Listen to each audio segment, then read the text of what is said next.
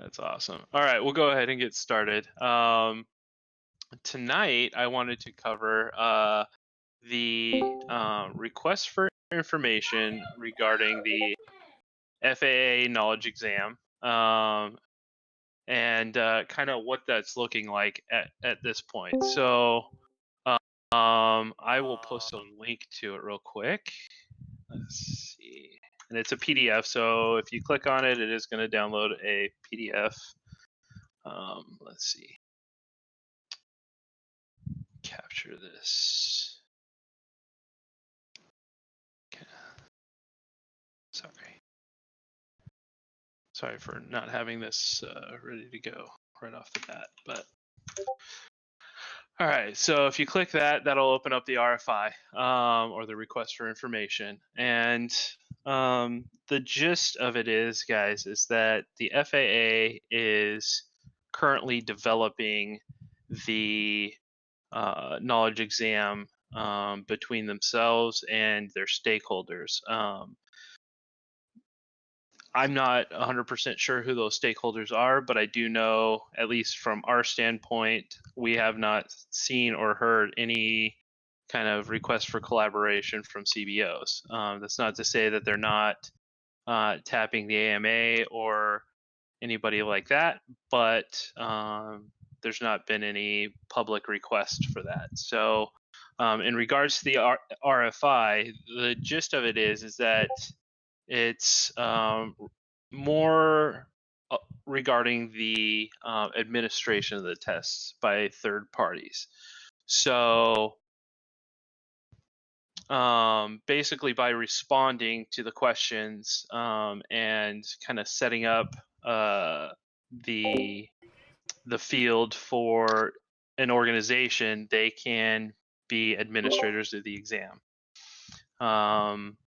So kind of note, the FAA themselves will not be administering the test or administering the test, but will assign those who respond to the RFI to do so. And as a hopefully future CBO, the FPVFC will be responding to the RFI and is perfectly willing to take that on to administer that test for everybody, anybody who wants to participate.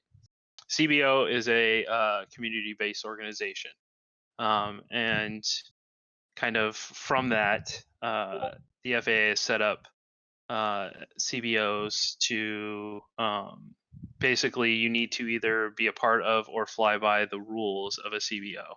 So that's why the FPVFC has kind of created its own safety guidelines and whatnot, so that pilots who choose to fly by our rules can do so.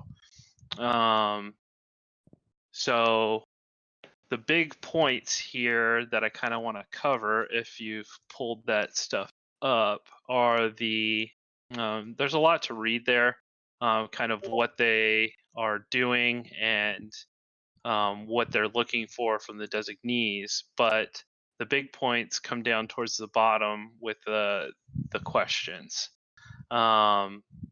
So basically it says respondents to this RFI are invited to provide responses to the topics and questions. They are also invited to elaborate on the general objectives and scope.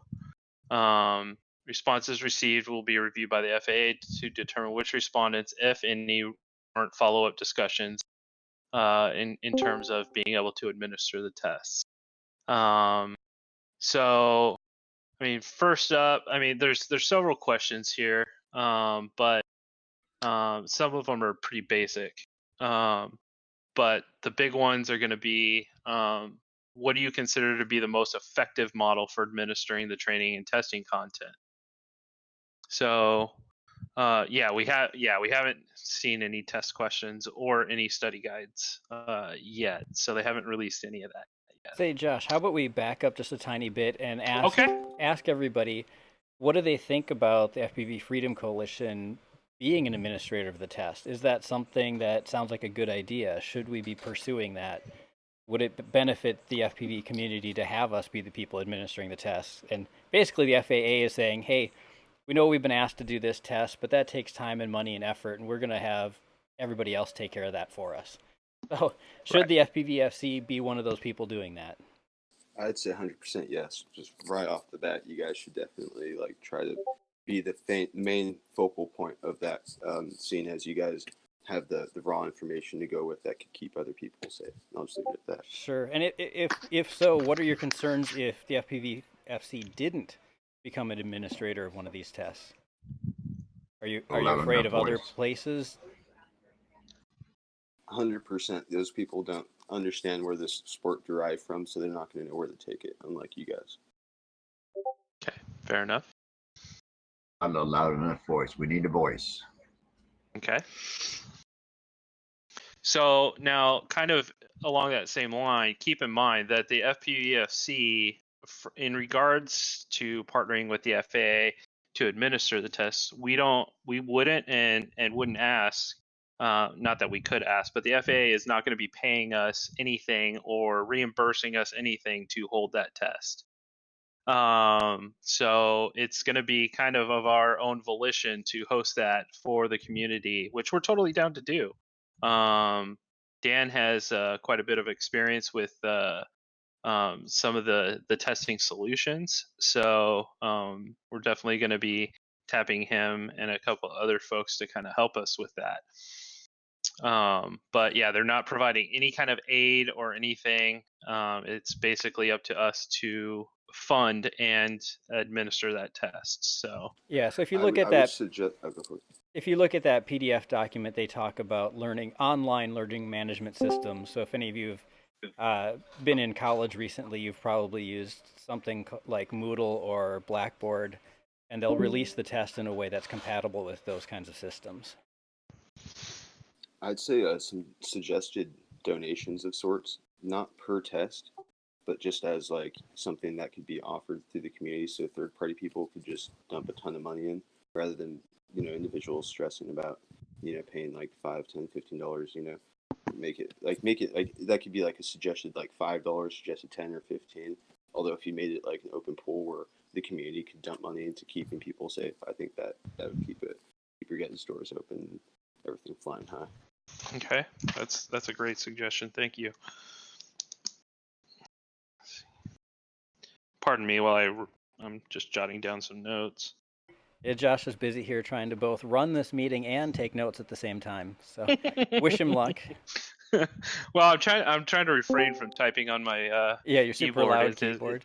It's the subject of much joking within the community. So I'm gonna be handwriting tonight. So,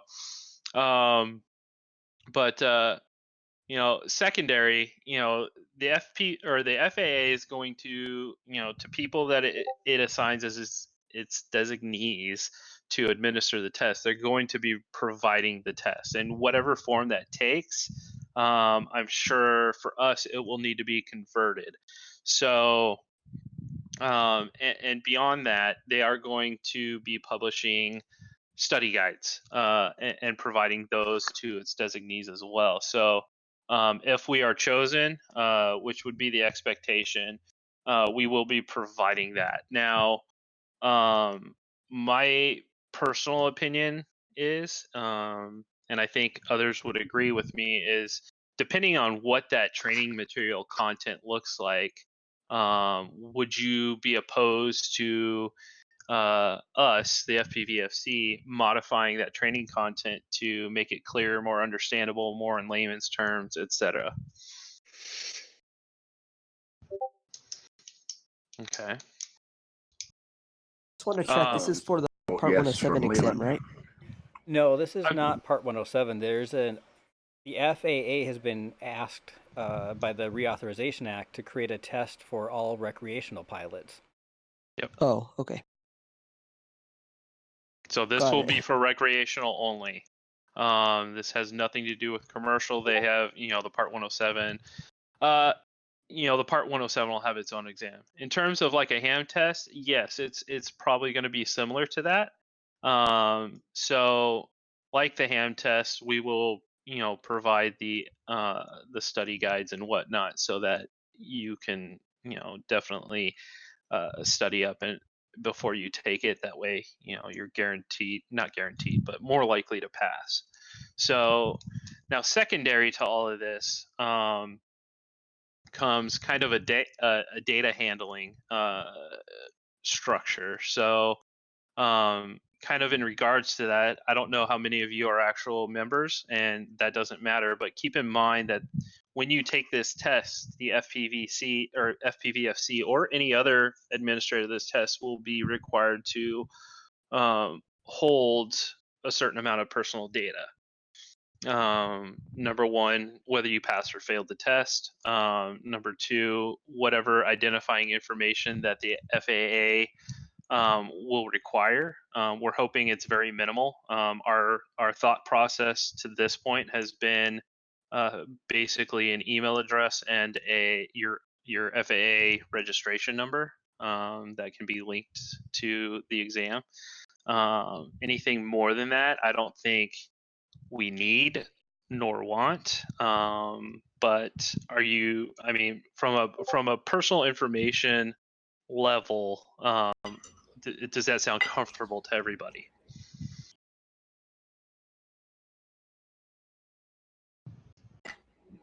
No, just lengthy, and just like anything else you'd have to do to sign up for anything responsible, just takes extra effort. So as long as we're able to find that information easily, I think that'd prevent a lot of frustration and headaches. Okay. So the only concern I have with that is currently if you fly under 250 grams, you don't have to register, but we believe you have to take the test. Yes. So we'd be sort of caught in a situation where you would need to register anyway just to take the test. So I think that's a worthwhile trade-off, but other people may not. Yeah, I mean, and it could be, in terms of the amount of personal information, I mean, what's the comfortability level of everybody in regards to an organization, a nonprofit organization like us, to holding a certain amount of your personal information? To what degree are you comfortable with that? Because we're going to have a way to authenticate your test to your person. And as minimal as that could be, the better. But in terms of, if you only fly whoops or sub 250, then you won't have to register. So, what kind of information would you be comfortable with? Well, go ahead. Well, I think that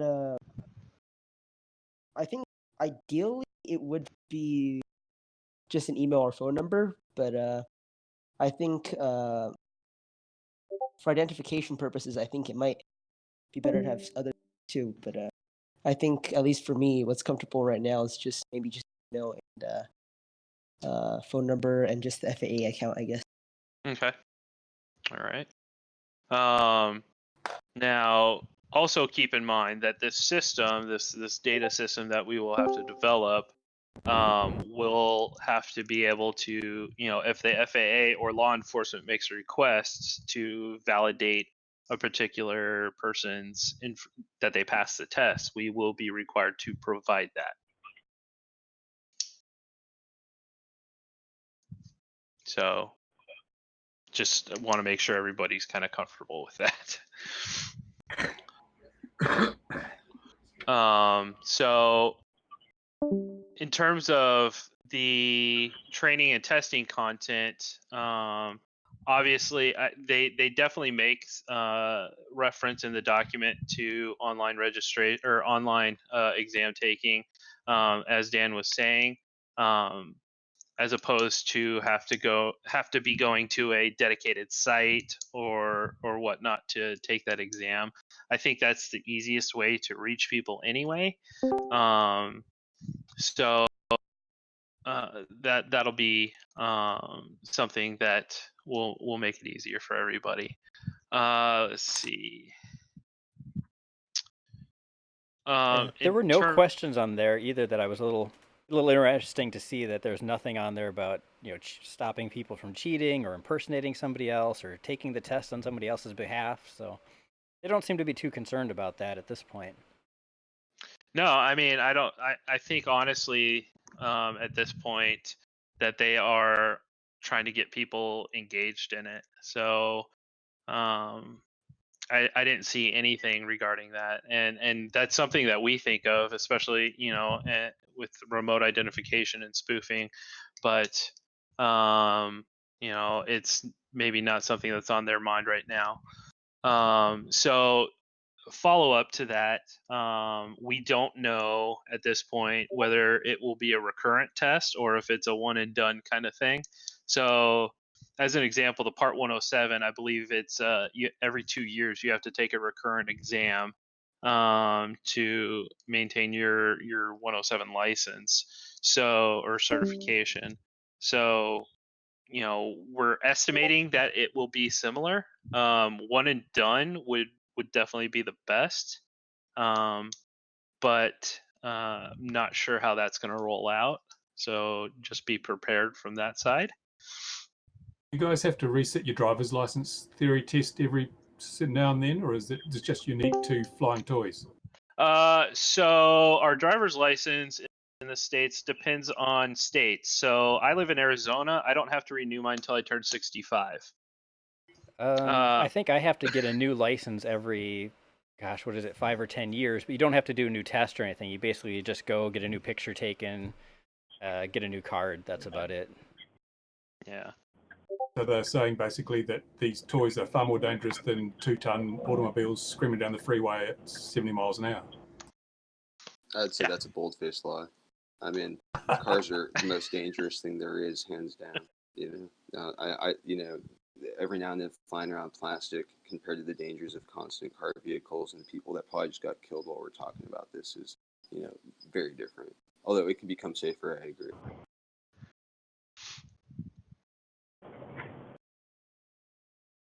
As far as the creating the test itself, what do you guys think about working to create a platform to create the template for the test as an open source project on Discord or somewhere else where we can vote on rules and regulations based on the full spectrum of people's safety?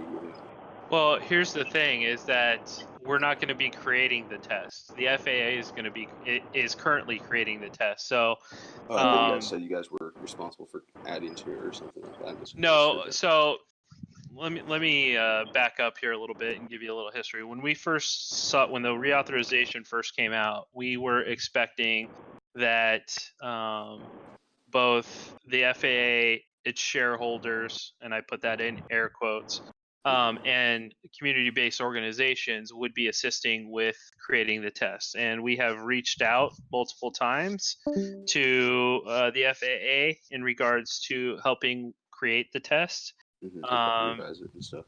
Yeah, and have really not gotten anything back from really? them. That's odd. I expect the opposite.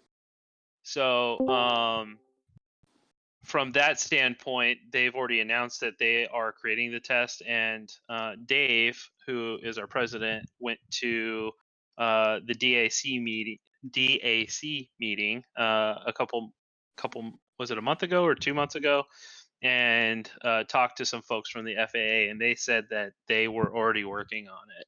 Is there a projected timeline when this could be released? So I've heard estimates anywhere from by the end of the summer to 2 years from now. But beyond that, I've not seen any kind of release date or anything or go live date or anything like that. So from that standpoint, I don't have anything. The public, the masses involvement, drones. The more people get involved, the more we're going to have regulations. I think it's just it's the sands of time trickling down. Eventually, we're gonna, it's just if everyone buys drones this winter, then next year I think we'll see this January you'd probably see the test. If it's a slow, steady stream of people, it could take up to 2 years. Although at this rate, I probably think they have plans to release that stuff sooner than later. Well, and honestly, the FAA are kind of behind the gun right now in terms of the language in the Reauthorization Act. They were required to have this done by April, I think. Am I right, Dan? So yeah, I'd have to look that up again. but it sounds like it from their rhetoric that it's up to us to keep the regulations going while they structure it. Well, yeah, I mean, and there's already they're already making certain allowances in terms of um, the rules. So they haven't defined what a CBO is yet. So technically, no community-based organizations exist right now, and they haven't developed the tests. But both those are requirements in order to fly. But they've until they define those and create that, they can't enforce those portions of their regulations. Two things right off the bat is, so they're pretty much going to be in charge of like if there's going to be a fee, they'd probably create the value for that. And the second thing is, you guys are probably going to apply to be one of these CBOs pretty fast, right? Yeah, as soon as they are defined, we're definitely throwing our hat in the ring. Okay, great. Perfect. So there's a couple of things there. So the FAA isn't, from what I understand from this PDF, they aren't telling us what it will charge. It's going to be up to the organizations to decide that. And we ourselves are, we're trying to keep whatever costs we can minimal. We haven't nailed down anything. We haven't even nailed. It might be free, but there's definitely certain costs behind that. Whether we're able to absorb those or not is definitely part of that discussion. And if we can, we will, because we're I'd like this to be as non-invasive on pilots in the community as possible. So completely. So basically, it's you guys will know exactly what's going on once the tests are actually completed, so they can create these organizations, so we can figure out what to charge. And beyond that, I think once we send in this RFI, depending on how long it takes them to go through all the information, we'll have a little bit more of an understanding if we are chosen to be one of the designees as to what that test is going to look like. And believe me, as soon as we know, you'll know. Well, that was like the first thought in my head. Just if you guys want to be ahead of the curve, is just to, maybe even just create a website where this information, like even like the prelude to understanding what this information is, with these CBOs or whatever. If you guys maybe like made a website and just started like just posting that information and directing people there, and once that develops, you guys could like upgrade that. And that could be like the standard of like where flyers go to know the flyer laws, at least. Well, we, to be honest, we've already got that. So if you go to fpvfc.org. What was it? FPV what? fpvfc.org. Okay. Thank you, Dan, for posting that. I just have to remember it. Good. Hey, I'll let you take the wheel from here. I'm gonna tune out. You guys got some important stuff, some details to hash out. So now that we got the gist and understanding, it'd be cool to see some other involvement in terms of modification to this. So I'm gonna let you guys go. Yeah, same. I have to tune out too. All right, that's no worries. Thank you for. Well, I'm not leaving. I'm still gonna listen, but other people, feel free to do what you do. I'm still gonna stick around and listen. This is important, but you guys be free. So a couple of things that are in the questions, if you scroll down to the bottom of the PDF, if you're in a place where you can do so, they do talk about one of the key points I think for us is going to be how do you handle test takers that are minors under the age of 13, and that goes beyond just. One thing that we kind of pointed out was that we would need parental authorization to obviously handle personal information from minors, essentially.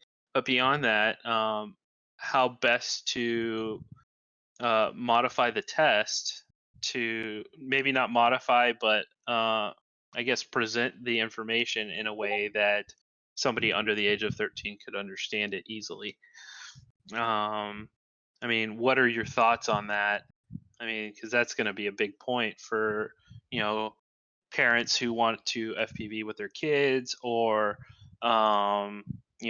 people getting drones for Christmas and that kind of thing.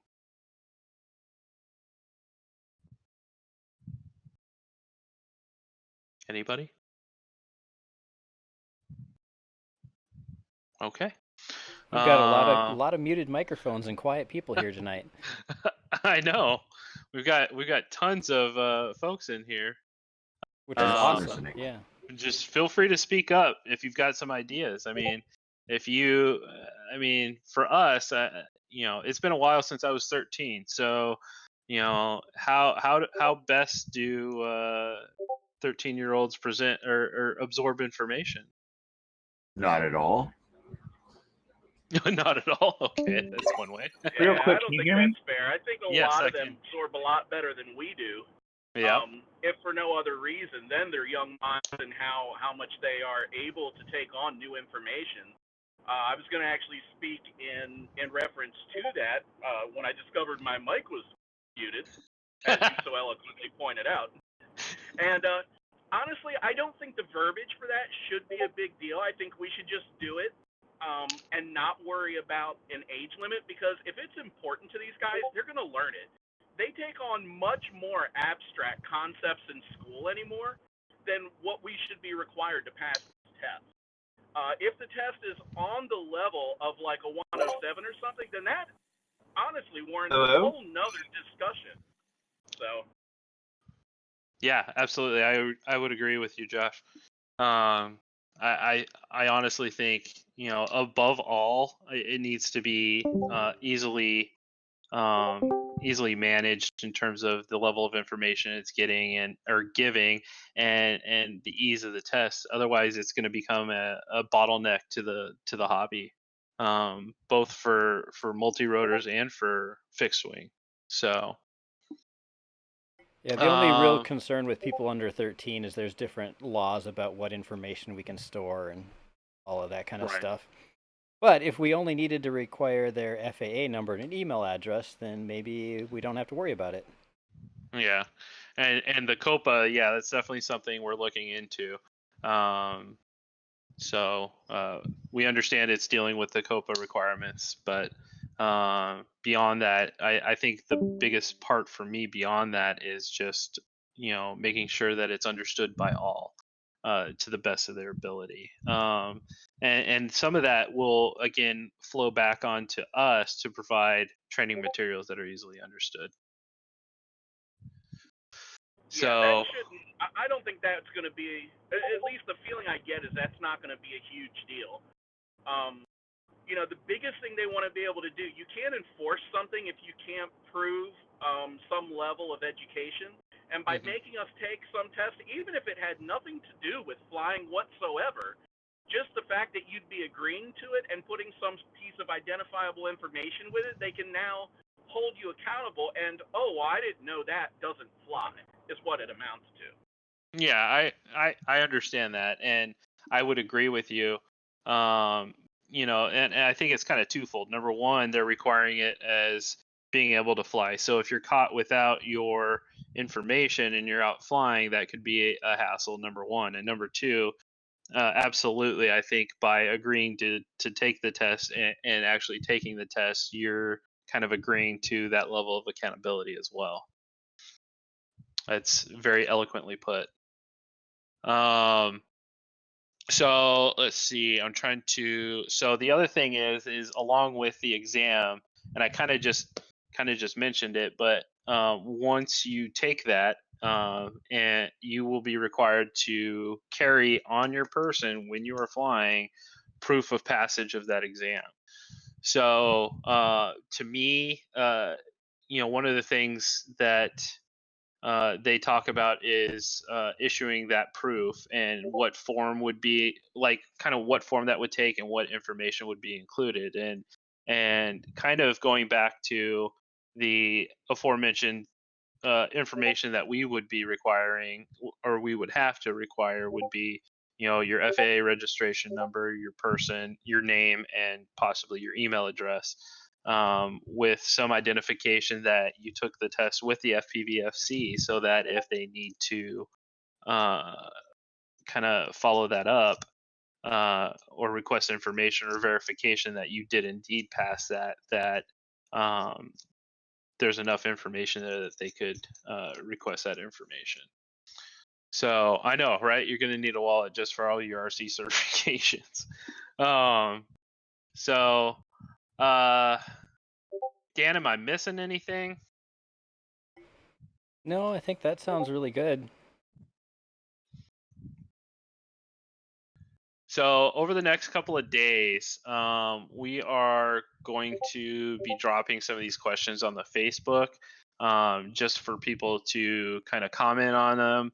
We'll be doing them over, several days because there's quite a few questions here and quite a bit of information.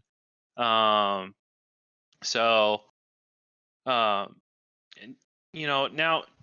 in terms of going back to proof of passage, and Dan kind of tossed this out here, I keep my FAA registration card digitally. Does that sound like something that's way easier than needing a physical? I mean, I don't know if we know at this point if you're going to need a physical copy or not, but I think as long as you can prove you passed it. You could certainly also have like a screenshot on your cell phone or something like that would probably work. I assume it's just got to be something that a law enforcement officer could look at, get enough information from it that it looks legit, and they could verify it if they really wanted to. Yeah, that makes sense, because I think that would be a heck of a lot easier for everybody. And Doug, I like your idea that if this could all be in an app, it would be awesome. And that's something we've talked about before, and something that we may, run down in the future. So I definitely like that idea, just being able to have all your information, be able to access Lance, be able to check any maps that you need to check, like the FAA facility maps, have all your IDs there, good to go. Yeah, we definitely have to I add think to that's our an list of excellent desires idea, is to and have maybe all of we our could take- certs. Go ahead, Josh. Go ahead, Josh. I'm sorry. That's okay, bud. I was going to say, I think that app is an excellent idea, but I think that the time, even the energy, might be better spent trying to work with somebody like AirMap, who already has a bunch of these resources built in. Mm-hmm. And if we get them to just add an additional piece to the profile information, be able to upload an image or something, I think that would probably be a cleaner approach to that. Definitely more attainable, more feasible financially. Absolutely, I agree with you. That's not a bad idea at all. Let me add that to my notes here. To be honest, I never even thought about that, so that's a great suggestion. Yeah, because if you think about it, AirMap's already doing all of that, right down to the LANC requests and responses. As is Kitty Hawk, so I mean, either one or both that we can just reach out to and say, hey, can you add this feature? That would be fantastic. Okay. It would be cool if, like, when you passed that, your information was linked to like a QR code that like a cop or whoever could just scan it and then pull up your info from like whatever database that's legit on their end and just make it like instantaneous. Like, yeah, the QR code's a good idea to have on the certificate. It is, absolutely. Okay. That's perfect too. Oh, guys, I just remember when we used to go out and fly. I guess I'm getting old. Gosh. Oh, my God, what have I got myself into? QR code on the quad, as opposed to well that could work. Or I was thinking like if like having a like when you have like an app and you go to like your little profile, that it could have a QR code right there that an officer or whoever could just like scan it with their phone, and it would pull up all that all that information, rather than, or you could just keep a screenshot of the QR code on your phone. Like, just having your info linked to a QR code that whoever needs information can pull that up from, yank it out of whatever government database they need to. Just have it linked. I think Bot Grinder was going to get it tattooed on his forehead, wasn't he? Oh, that's rich. but a QR code on the quad would be sweet. I mean, that way you wouldn't have to have like this giant sticker with all this crap written all over it. It would just be a neat little square that you could just, you could make a, print up 20 of them and just tape them, or just put them on a sticker sheet. Yeah, I mean, yeah, for me, like, I just print my registration number on a Dymo label maker, and in tiny little print, but it's there. QR code stickers for the batteries. A lot of batteries already have QR code stickers on them. I wouldn't want to get it confused. That would be interesting. So these are some great ideas, guys. Let's see. I see Rick's talking about here that the FAA would have to have a database. The FAA is saying in this document that they don't want to store any information. They want to point the cops to us or other administrators of the test to have them look up and verify people. Yeah, they will not be hosting any data. Interesting. Does that not mean that there'll need to be a consistent interface that the law enforcement can use between the various CBOs? So instead of having like 5 apps for 5 CBOs, one constant thing. Should we be working, or should you guys be working with like the AMA to perhaps come up with a universal gateway to this information? That's definitely a thought. They have kind of lined out a couple of governance frameworks, they're calling them, that we would have to abide by. So FAA External Data Access Initiative. So if you type that in, that takes you to a link on the FAA's website where they host like IFR maps and VFR maps and NOTAMs and whatnot. But beyond that, they're asking that they don't host any data. So I don't know if we as CBOs all kind of gather together, or people who are designees to administer the test. Let's kind of tighten that up a little bit in terms of coming together to provide a quick access database that we can all kind of shove our data into. I could also imagine, kind of like they currently have with the Lance system, there's a web page that lists here are the 3 or 4 providers of Lance apps. Maybe there's a similar website. Here are the handful of designees and their web pages. So the law enforcement goes there, clicks on the one where the person said, hey, I took my test with the FPVFC, and there's a link for them to find it there. It's not ideal, but if the FAA is not storing any data, then I'm not sure what else they can do.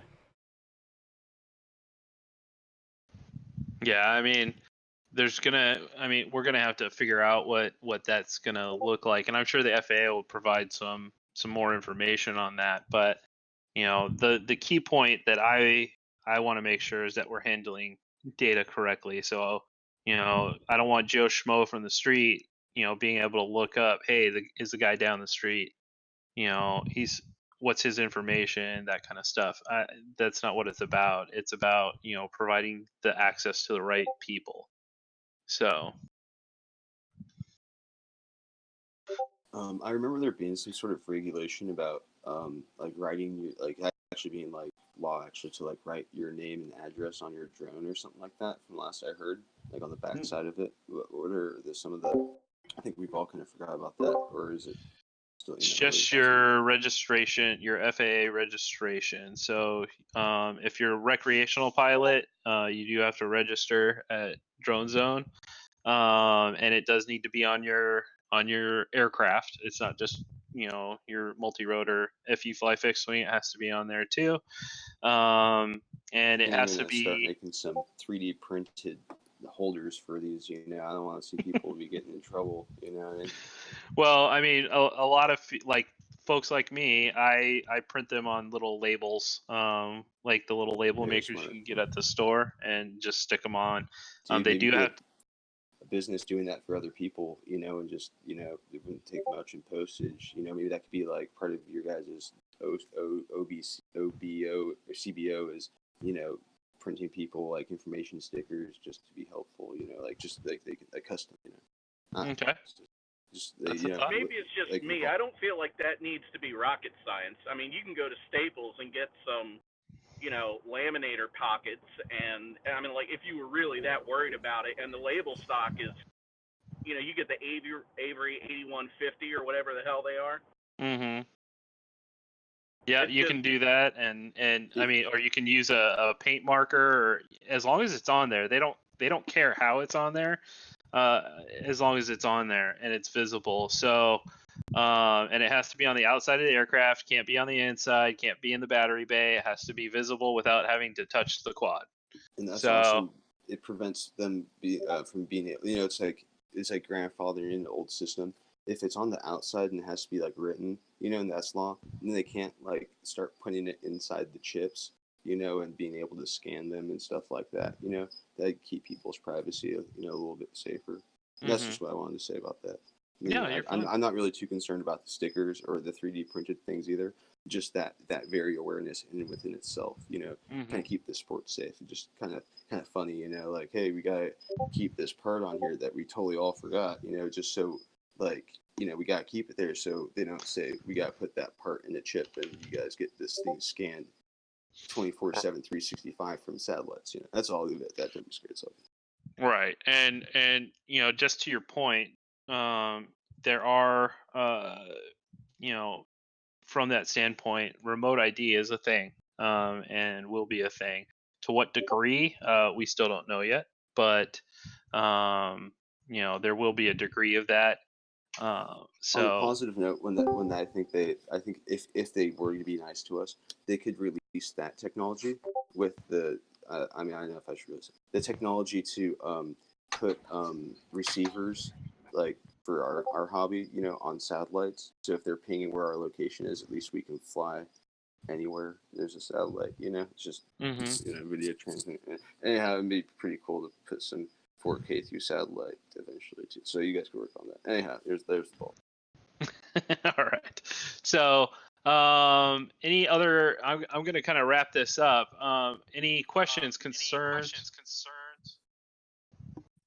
How closely, like, what you guys do a great job. How closely do you follow what's happening other places in the world? Like, I'm in Australia, we're kind of facing sort of thing now but they're starting to privatize a lot of it, like our CASA app being redirected to a private company now. So